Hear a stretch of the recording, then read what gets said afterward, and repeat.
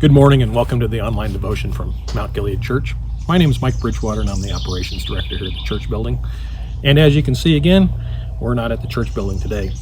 We're actually in the sand hills of north central Nebraska on our way back home from vacation.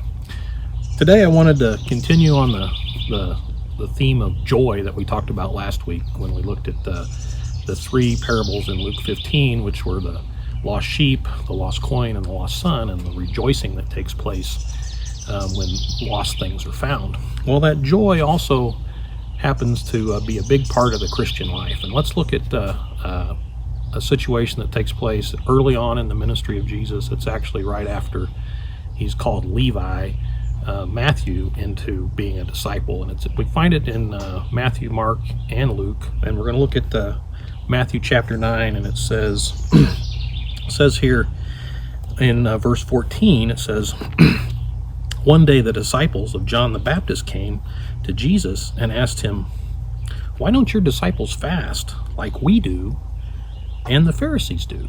So, I don't know what the context of that question was, if they were being kind of, self-righteous in that, or if they were genuinely just interested in what Jesus had to say.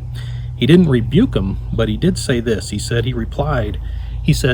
"Do wedding guests mourn while celebrating with the groom? Of course not. But someday the groom will be taken away from them, and then they will fast." So Jesus is referring to his being taken away as being arrested, tried, and crucified. And he said in those days they will fast. But now Jesus is here. He says, "I'm here. I'm with these guys. It's not time to fast. It's time to celebrate. It's time to be joyful." And we as Christians need to be joyful because we have Jesus with us all the time as well now. He was taken away, but he died, was crucified, died on the cross, rose again, and then he sent his Spirit to be with us. Let's look at what Peter says in 1 Peter chapter 1. He says, "You love him even though you've never seen him. Though you do not see him now, you trust him, and you rejoice with a glorious and inexpressible joy. The reward for trusting him will be the salvation of your souls." So we as Christians need to be happy people, joyful people, and when people see the joy in our face, they may ask you, "What are you so happy about?" And then you have the opportunity to tell them about Jesus.